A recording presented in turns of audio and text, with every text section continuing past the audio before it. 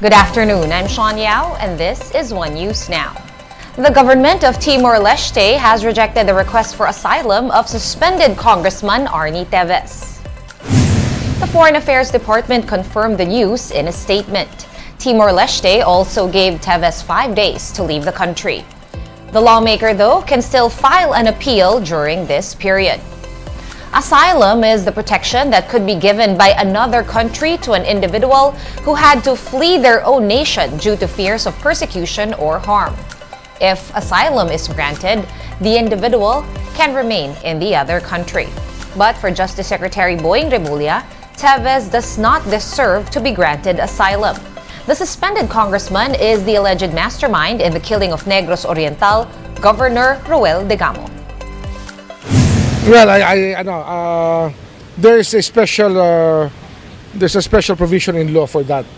If you want to seek asylum, usually it's just for political purposes. But we don't see any political reason for him to seek asylum in Timor-Leste. It's really for not wanting to face the consequences of certain actions by which he is being held to account for. And that probe into the killing of former Negros Oriental Governor Roel Degamo continues at the Senate.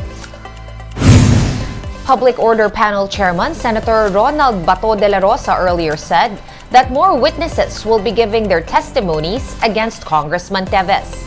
In previous hearings, dozens of witnesses surfaced to say that Teves committed crimes against them, including murder.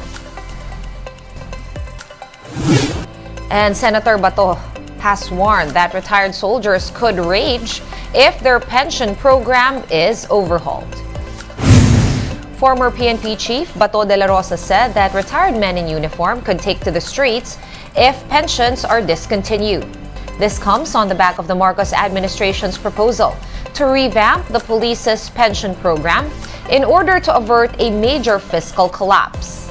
De la Rosa added that the move is not fair and that they should have been asked to contribute long before. Time to take a quick break, but One News Now will be back with more stories after that. Stay with us.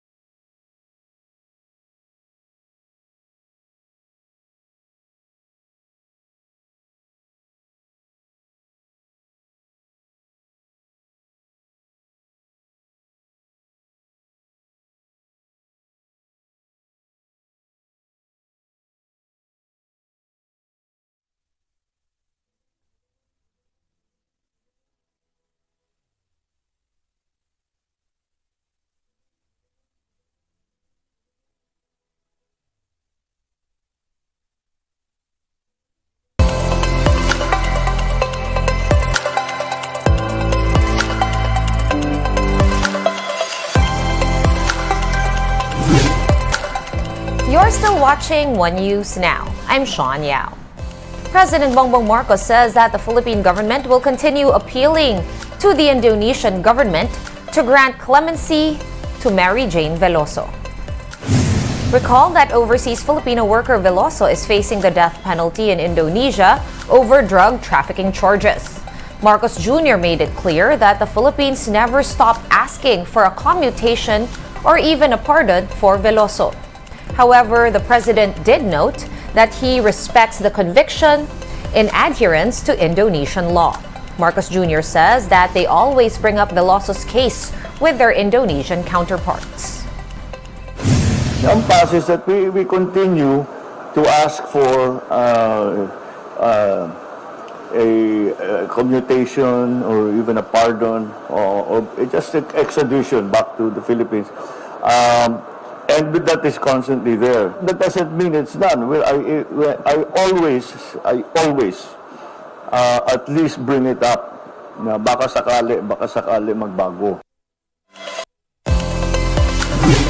And the two-day 42nd ASEAN Summit has officially kicked off in Labuan Bajo, Indonesia. President Bongbong Marcos joined his ASEAN counterparts for the opening and plenary sessions. Other Philippine delegates include House Speaker Martin Romualdez and several cabinet secretaries. Marcos Jr. had earlier said that he will push for the finalization of a code of conduct in the South China Sea. He told reporters that a code of conduct is necessary to ease tensions in the disputed waters. I'll bring it up again because when we talk about the issues in the West Philippine Sea, South China Sea, hindi magkakalma yan hanggang meron na tayong code of conduct. The president also said that he expects ASEAN leaders to make an aggressive push to revitalize the region's economy. You know, we've seen sa EU, we've seen sa ibang lugar that the global economies are also turning towards Asia. But tinitignan din ang Southeast Asia and ASEAN. And that's what the subject matter will be, is that how do we play the part that we want to play, which is going to be the global locomotive of the global economies.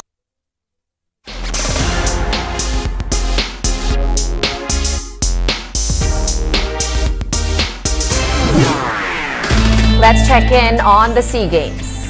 The Philippines settled for bronze in the women's team badminton event after falling to Indonesia. Bianca Carlos lost to her Indonesian foe Wardoyo in the singles match. Nevertheless, this is the first podium finish in badminton for Team Pilipinas since 2015. Before this, the women's team was assured of at least a bronze medal after beating regional powerhouse Malaysia to advance to the semifinals.